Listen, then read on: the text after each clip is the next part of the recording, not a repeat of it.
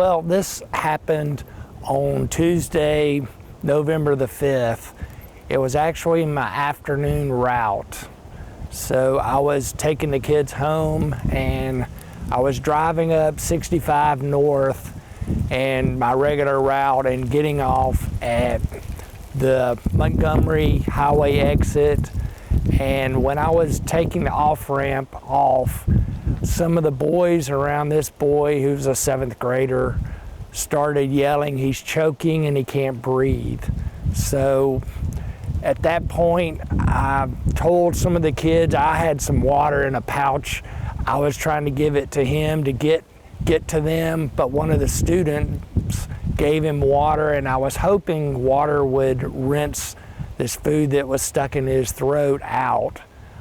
He took the water, it didn't do anything. So as this was going on, it didn't take real long, but I was watching him in the rearview mirror, observing him, how he was doing while at that intersection. It's very busy, and I was searching for a place to pull over the bus, and I went a little farther and I was able to pull over in the subway parking lot on Tyler Road, and that's where I got out of my seat and put on the emergency brake and ran back and told him to stand up, and I got behind him and gave him the Heimlich maneuver.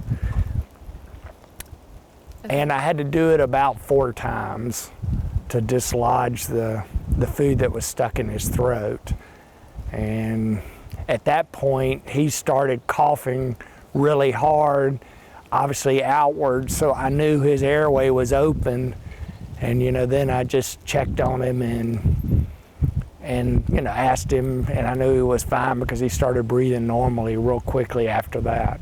They were panicking, and I was trying to stay calm and the situation as much as I could, to keep. I had 30 students on the bus around that, so I was trying to keep them calm as could be. And his older sister was on the bus, and she was in the back, so she was running up really panicking because seeing her brother choking. And so once I got up and got a hold of him, things kind of calmed down, because at least they knew that, I was addressing the situation, and, I was trying to keep them calm while I was trying to find a place to park.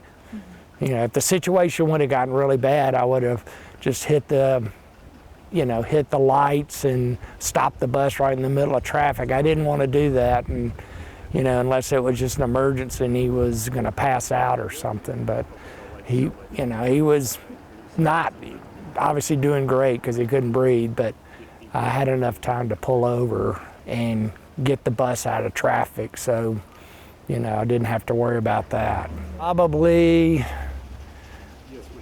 about 2 minutes, maybe. I don't know. It wasn't real long because obviously I knew he couldn't breathe.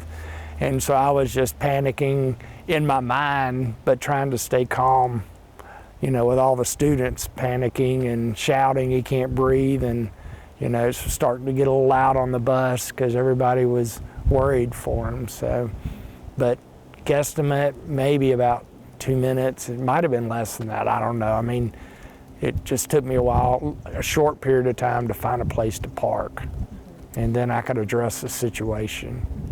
The Hoover school system requires us to have a 4-hour class every year with the Hoover Fire Department and the EMTs, and they do a great job where we have to learn how to do the Heimlich maneuver, we have to learn how to do CPR, we have to learn how to do allergic reactions, as far as allergies, diabetic symptoms, seizures, and we don't have electric paddles on our bus for those defibrillators for your heart, but I actually know how to use one of those too, as far as if I was ever in the school or something or in a commercial building. So they teach us. They're real good courses, and I've obviously done it about 6 years, so repetitiveness kind of makes it where it's ingrained in you. You remember it. You just never think you're going to have to use it, though. That's the surprising thing. I go to these classes and I take it all in, but I never thought I would ever be in a situation where I had to do any of those type procedures, you know. So it's a plus. I mean, like I said, because we learn it, and they're very good classes. So.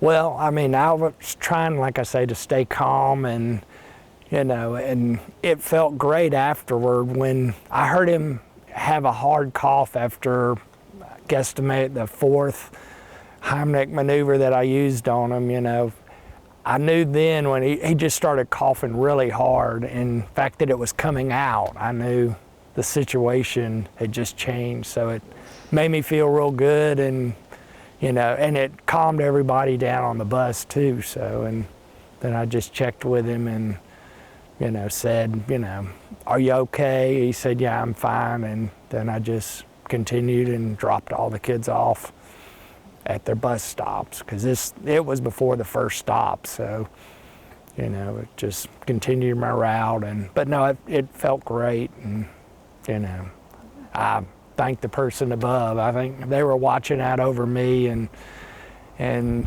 God above and watching out over him. So that's, you know, the way I feel, because obviously I think he had a hand in all of it. So.